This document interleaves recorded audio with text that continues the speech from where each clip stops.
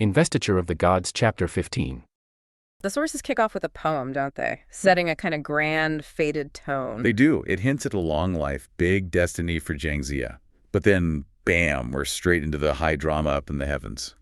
So what is actually going on up there on Kunlun Mountain that starts this whole epic story? Well, what's really striking is the sheer scale of it all. This isn't some small local spat. Yuan Tianzin, who's the big boss of the Chan school. A major immortal figure. Huge. He's got a massive problem.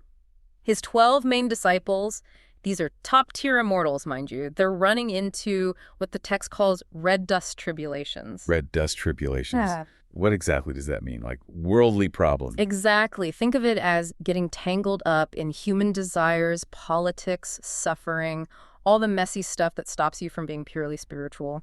And it also mentions killing and punishment. Okay, that sounds serious. Yeah. Not just metaphorical trouble then. No, it implies a real cosmic shakeup, a time of serious trials, maybe even fighting between the different immortal groups. And it's not just their problem, it's part of a bigger divine plan from the top dog, Ha Tian Shangdi. The Jade Emperor. Right. He's basically ordered that the immoral chiefs need to come serve in his celestial court. There are vacancies, essentially. So, more than just a reshuffle. It's like a divine recruitment crisis that needs sorting out. And the sources mention this three religions discussion, Chanji and Ren Dao, and a plan for 365 new gods. Chan and Ji, those are the big immortal schools, rivals even. But Ren Dao is that like the human path, humanity itself. That's a great way to put it, yeah. The path of humanity. It really underlines that this whole thing isn't just happening in the heavens. It's deeply connected to Earth. And 365 new gods? That's a huge number. Like building a whole new government branch, but celestial. It's a massive overhaul of the divine administration. And crucially, like you said, it's all tied into what's happening down below. The Shang dynasty is on its way out. The Zhou dynasty is rising. Right, the political shift on Earth. Precisely. So it begs the question, Yeah. if even the gods are, breaking precepts and messing up, and there are all these job openings upstairs, who gets the really tough assignment? And that's where Jiang comes in. Exactly. The sources make it crystal clear. His role in this whole investiture of the gods, the Fengxian, it's not random. He is destined, literally, for general and prime minister's fortune. His path is completely bound up with the fall of Shang and the rise of Zhou. He's meant to be the guy who makes it happen on Earth. Okay, so huge cosmic backdrop. And then Yan Xinsun calls in Jiang Shang, that's Jiang Ziya, who's 72. He went up the mountain at 30. Just 40 years. 40 years, thinking he's cultivating immortality. That's someone's entire working life. But here's the bit that really gets me. It's almost funny in a way. When the master asks him, okay, so what did you learn in 40 years? Jiang Ziya lists things like carrying water, watering pine trees, planting peaches, burning fires, fanning furnaces, refining elixir. Yeah, not exactly God-level skills, are they? They sound like chores, like basic apprentice work maybe, not deep spiritual secrets. And that detail is absolutely key. It totally challenges what we think spiritual training should look like, and it ties right back to what Yuan Tianzin tells him point blank. Jiang Ziya has a thin destiny. Meaning? Meaning he just doesn't have what it takes to become a full immortal. It's not in his nature or his fate. So his cultivation, those 40 years of chores, maybe it was a test of character, patience, diligence. Or just keeping him busy. Or just keeping him busy until his real job started. It kind of makes you picture his celestial CV reading extensive experience in spiritual housekeeping. Right. Not master of cosmic energy. It completely flips the script on the usual hero's journey, Sure. Where training directly leads to power. Here, training leads to a reassignment back to the mortal world. That's a really interesting take on those 40 years. But if he was always destined for Earth, why let him stay up there for 4 decades? Was it just that holding pattern? Or was there some kind of subtle training in those chores preparing him? That's a fantastic question, and the text kind of leaves it open for us. It suggests maybe even the most boring tasks can be part of a divine plan, maybe needing the patience to fan a furnace for decades. Or the humility to carry water. Exactly. Maybe that was the real training he needed for dealing with the messy human world, with kings and politics. Yuan Tianzin knew his destiny wasn't godhood, it was earthly power, helping start a new dynasty. So the training was less about enlightenment and more about character building for management. You could say that. A very practical approach to divine intervention, almost. Okay, but even knowing this, even being told he has this thin destiny, Jiang does not want to go. He begs to stay. Says he wants to keep up his bitter practice. He's not interested in worldly stuff, red dust riches. You really feel for him there. We do. It's that reluctance, that disappointment. 40 years of dreaming shattered. He just wants to keep doing his chores, apparently, if it means staying out of the human mess. And that very human reaction, wanting to stick with what's familiar even when it's not working out, that's what makes him so relatable, even in this huge cosmic story. But Yuan Shiqianzun, he's having none of it. He's firm. Absolutely firm. This is your destiny. You must obey heaven. End of discussion. It hammers home that theme of fate versus free will that runs through the whole story. Can't escape your fate. Not when the heavens decree it. Even if you're trying to become an immortal, another immortal, Nenjixian Wang, tries to soften the blow, tells him he will come back. Eventually. When his task is done. Right. So it's framed as temporary, but still unavoidable. It really makes you think, how much of our own lives are chosen and how much is just destiny playing out? That sense of unavoidable fate must be so overwhelming. So, okay, he's getting ready to leave Kunlun, probably still reeling, maybe tearful, asking about his future. And Yuan Shiqianzun gives him this 8-line prophecy. Which is incredibly specific. It's like getting spoilers for your own lives, handed down from on high. It's amazing literary foreshadowing, isn't it? And it just doubles down on that idea of an unchangeable destiny. The prophecy lays it all out. What does it say? It details his struggle, says he'll face 20 years of continuous difficulty almost immediately. 20 years. Rough start. Right. Then it mentions him fishing with a rod on the Panstream Rock, waiting for a wise person. Very specific image. Waiting for his big break, basically. Pretty much. Then it outlines his rise, assisting a sage ruler as a prime minister and, get this, at 93, appointed general. 93? Wow. Still going strong. And it even times the investiture of the gods at 98, then 4 more years. Good grief. That's a detailed life plan. It's an incredibly precise divine roadmap. Not much room left for free will there, is there? No kidding. It's one thing to know your general destiny, but to have ages-specific events while you're still processing being kicked off the mountain, it almost takes the life out of living, doesn't it? It must be incredibly strange. So he says his goodbyes, heads down the mountain. He just feels completely lost. The text says he thinks, I'm like a bird lost from its forest, nowhere to perch. He realizes he has no family left down there, nowhere to go after 40 years away. It's such a human moment. Totally. Despite this grand divine mission, his first feeling is just being alone and displaced. And it grounds the whole epic story, makes it relatable. Even with the destiny from heaven, his immediate problem is intensely practical. Where do I sleep tonight? Who do I know? He's been in this immortal bubble for decades. Exactly. The everyday world is alien now, so he has to rely on human connection. He remembers his sworn brother, Song Yiren, down at Sheoj. Right, his old friend. It shows that even these destined figures need earthly anchors. They need a place to belong, someone who remembers them in a world that's moved on. So he uses his magic trick, the Earth Escape. Sip, and he's there. Hevlin's in Song Yiren's village. Notices the place looks the same, but the people are all different after 4 decades. And his brother, Song Yiren, just welcomes him back like he saw him yesterday. With open arms, and immediately starts criticizing the servant's tasks he was doing up on Kunlun. Song Yiren is pure practicality. Offers him a home, a fresh start. No questions asked about the 4-decade absence, apparently. Song Yiren is just such a contrast to the immortal world. He embodies all those earthly things Ziya wanted to escape. He doesn't care about cosmic plans. He cares about his brother needing food and shelter. Sure, wife. And a wife. That's the first big piece of advice he gives him. Almost immediately, he quotes that old saying, among the 3 forms of unfilial conduct, having no heir is the worst. So priorities. Forget divine missions. You need to get married and have kids, even at 72. For Song Yiren, that's the #1 earthly duty. Settle down, start a family, continue the line. And this is where the story takes that truly unique turn. Jiang Ziya is understandably hesitant. He's like, can we talk about this later? Kicking the can down the road. But Song Yiren, nope, he just barrels ahead, full steam. The very next day, he's already arranged a marriage, found a Misimma, daughter of Ma Hong. He works fast. Incredibly fast. And here's the detail that just makes you stop and blink. Yeah. Jiang Ziya is 72. Misimma is 68. Okay. And the text specifically says she's still a virgin. A Huang knew her. Wow. Okay. That is unexpected. Unexpected is putting it mildly.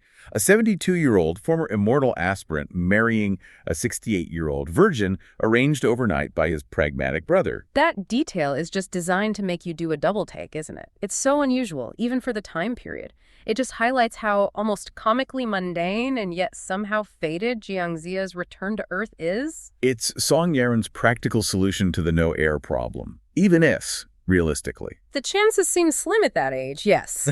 But it's this amazing reminder that even the guy chosen to oversee this massive divine event, the man who will help found a dynasty, Still has to deal with awkward family matchmaking. exactly. He has to navigate these incredibly human, slightly bizarre situations.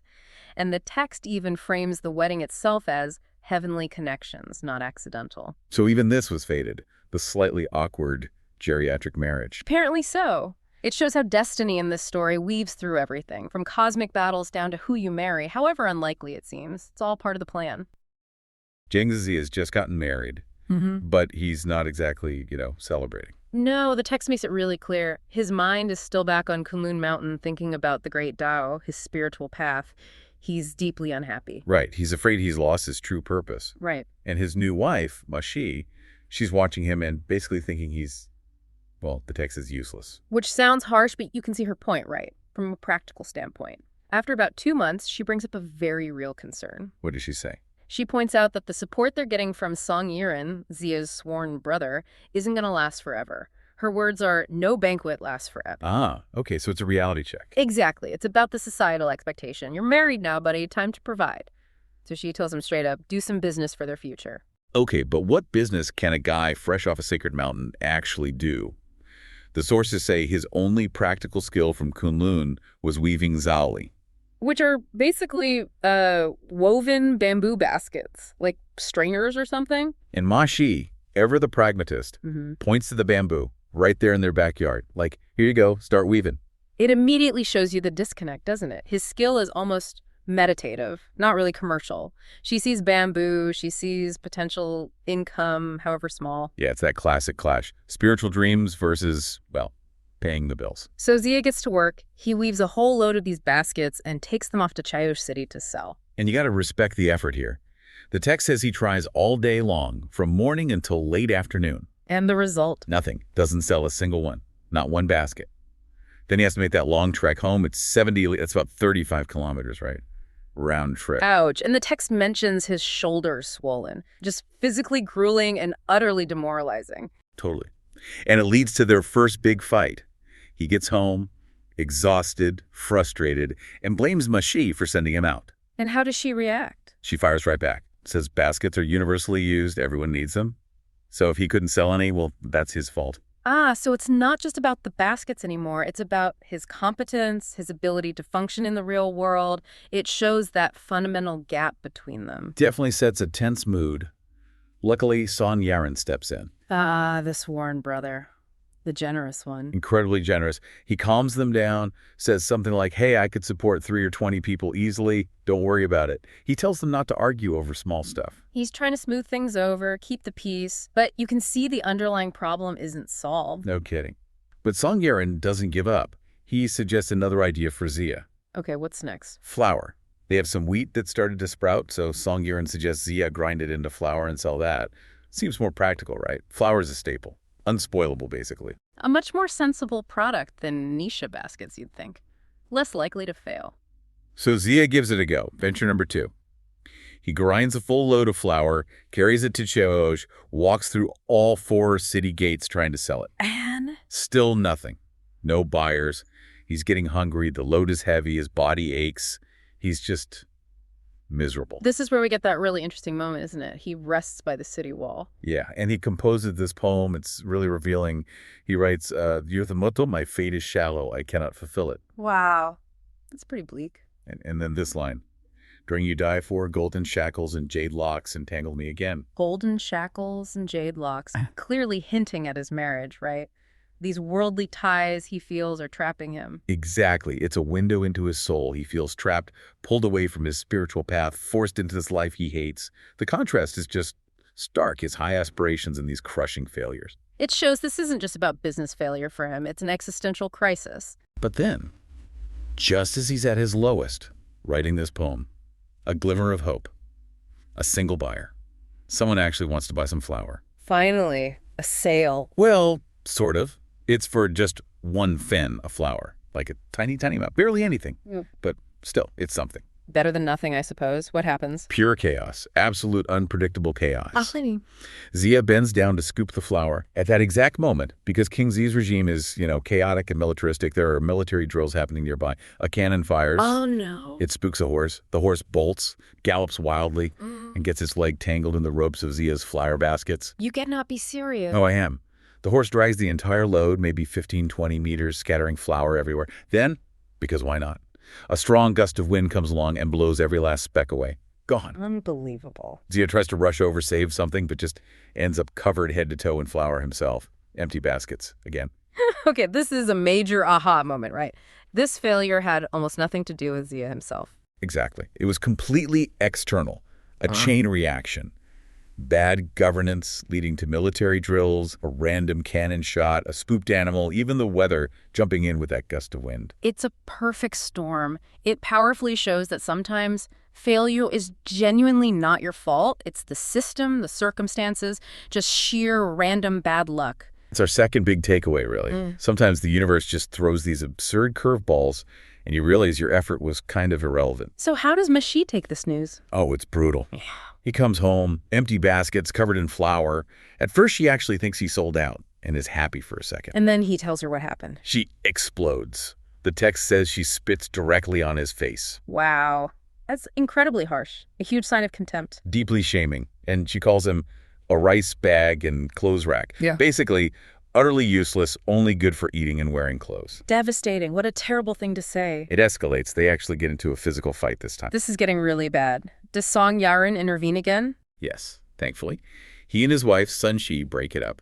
And Song Yiren, incredibly, is still the optimist. He downplays it again. Says, oh, a few taels of flour, it's nothing. Let's just try something else. His patience is just remarkable. Or maybe denial. But his generosity is undeniable. It really is.